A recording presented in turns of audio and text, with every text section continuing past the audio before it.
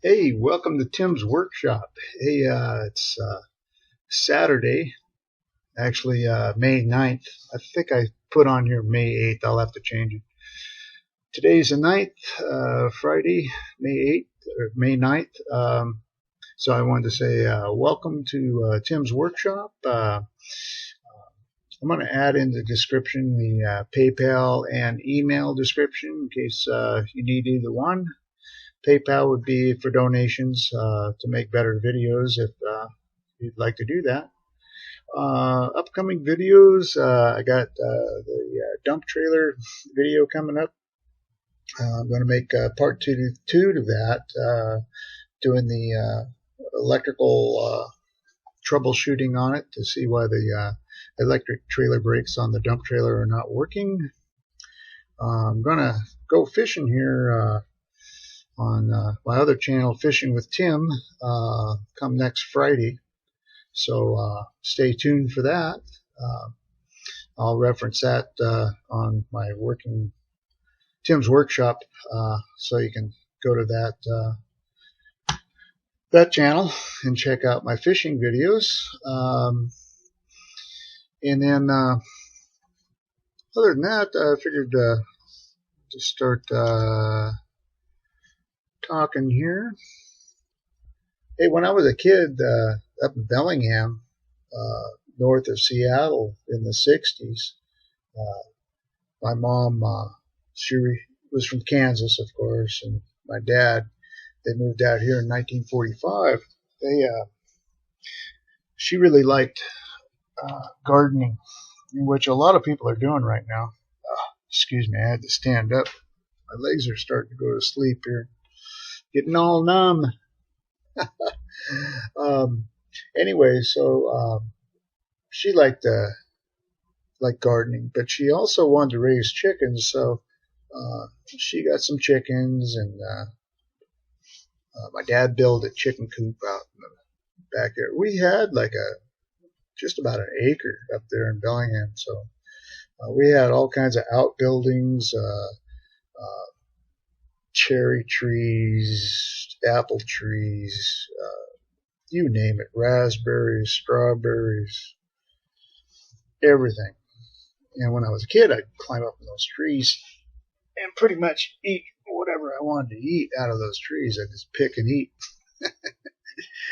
And so I go with Mom, and we go to the store in Bellingham, the feed store downtown. In fact, just lately it burned down. I think it burned down twice. And the final time it burned down, they just tore it down, I guess. But that was a feed store right in the middle of town. So you don't see that very often anymore. So co-ops, stuff like that. So I guess you consider it an early version of co-ops.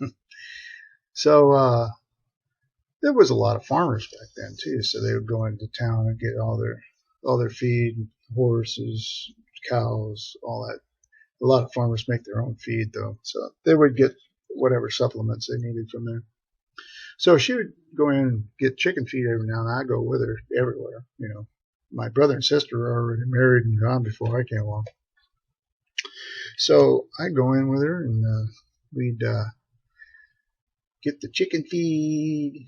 And she had banty roosters and regular white hens, so there would be white eggs and brown eggs, and so we had plenty of everything. And then in the fall, Mom's got a bunch of canning jars, fruit jars, whatever, with the sealed lids on them.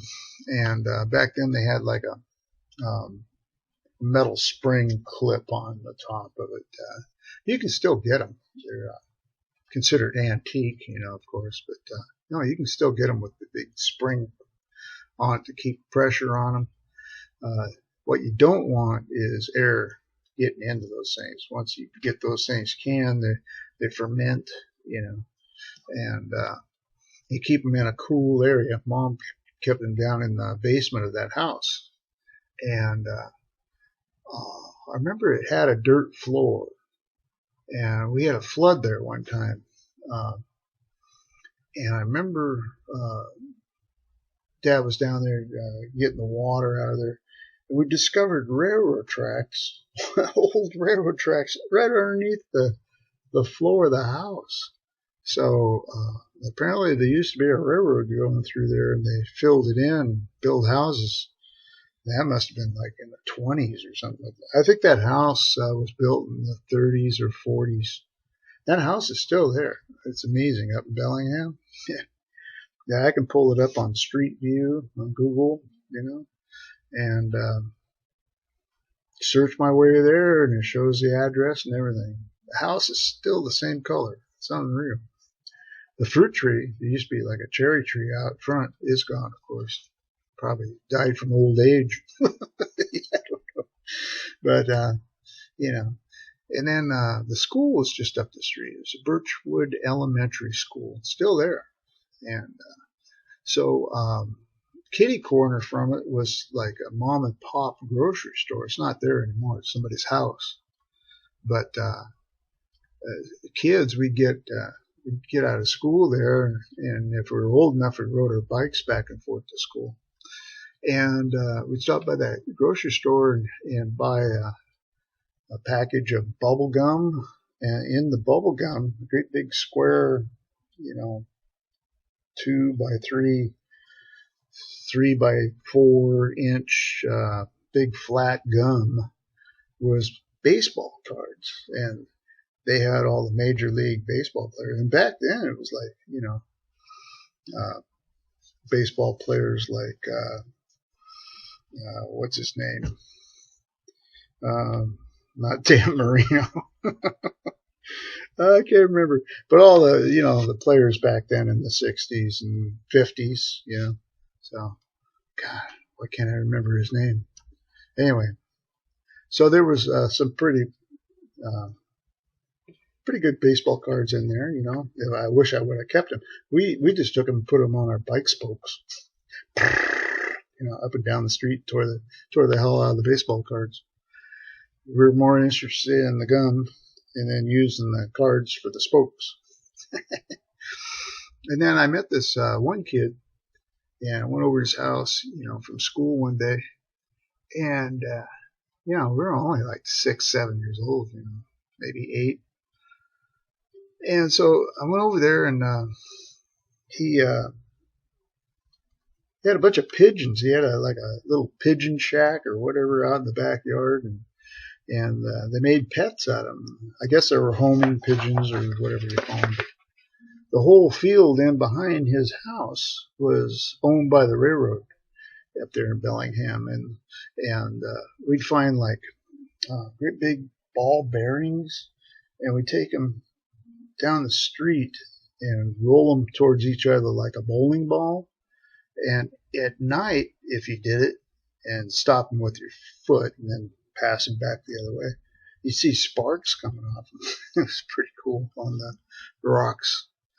And so we did that, but he said, hey, we can catch pigeons out in that big field out there. So he had like this cage with a door on it, and we propped it up with a stick and, feed inside, with a rope on it or whatever. And we hid and waited for pigeons to come and walk in there, and then we'd trap them, and, stuff like that. And then we'd just feed them, kept them, and pretty soon they wouldn't leave. They would just hang out. So I tried that at home, and with one pigeon, my mom said, well, my mom wasn't, my dad was okay with it. My mom wasn't. She said, quit doing that. Those pigeons are crapping all over our roof. So we had to capture the pigeon or pigeons. I had like 2 or 3 of them by then, and they wouldn't leave. They just stayed on the roof and waited for a handout. So we collected them up and drove them a long ways away and let them loose so they wouldn't fly back again. I only went there till like 2nd grade, I think it was. up in Bellingham, and then we moved to Kenmore, which is down by Lake Washington, this north of Seattle area. And my dad was a photographer back then, so he would. Somebody's watching. It's probably me. Anyway, he was taking pictures for school kids, the group shots, that you would, bring home, and showed your whole class and your teachers. Well, he was a photographer that was going around from school to school to do that. Then he worked at a photography studio there in downtown Bellingham, and they would process the pictures. They had the processors, the chemicals, and all that, dark rooms and stuff, and had a couple gals that would cut the pictures and put them in packages and stuff like that. So he came to our school, and